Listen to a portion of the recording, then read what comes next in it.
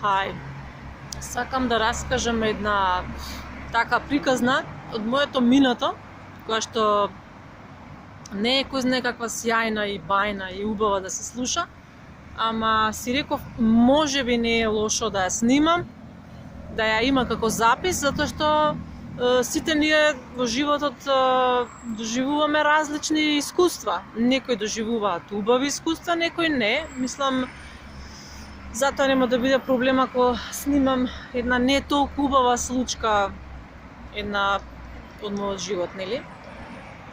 Инаку дејствиево на приказнава се случува во 1992-3 година, 4 и е важна оваа приказна според мене за тоа како темни знаат да бидат односите во едно семејство. Баба, дедо, мајка, татко и така натаму. Значи, татко ми починува, нели, 89-та година и се случува дејствиво после неговата смрт. Значи, мајка ми е тормозена во тој период од страна на баба ми и мојот, ќе речам, полудедо, мада не можам ни полудедо да го кажам, зашто имаше навистина многу лоши искуства со него, имам само лоши сеќавања со него, немам добри.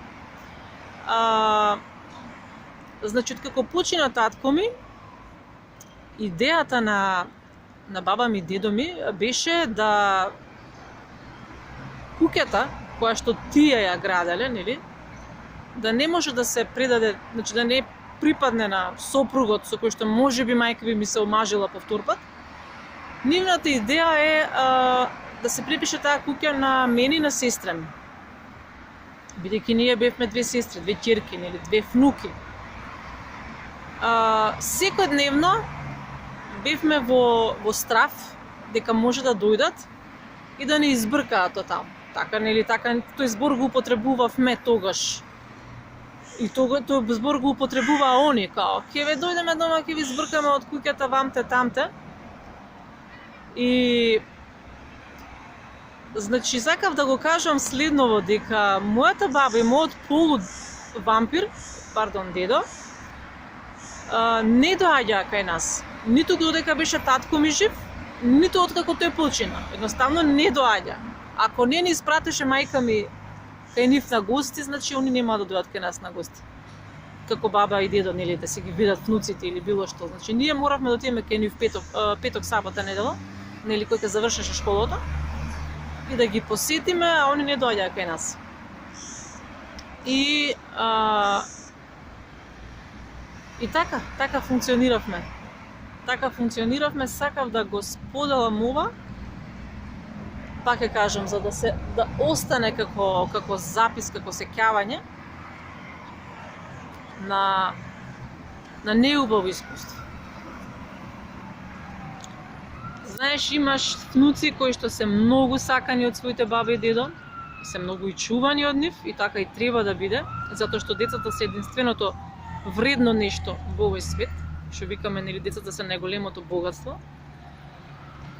Ете, јас и мојата сестра го имаме доживеано токму спротивното. Значи, буквално бабата и дедото да не се појават во нашите животи, освен ако ние не се натрупаме кај нив, нели, што се вика дома. Можеби батеријава ќе ми исклучи кај да е, односно меморијава, не батеријава, нема многу простор на снимкава. Се надевам дека некои други луѓе кои што ќе го гледаат видео, кои што можеби имале слична приказна, ќе го видат и ќе знаат дека како човечко суштество може човек да преживее се, даистрпи се. Сега како тоа во понатамошниот живот ќе се одрази во нашата психа, тоа е знак прашалник. Колку дупка ќе остане во нашата душа во иднина, тоа е сигурно дека ќе остане. И како таа ќе влијае, можете да претпоставите. Ама сакав да го направам видеово и така, сакав да проговорам за тие празнини кои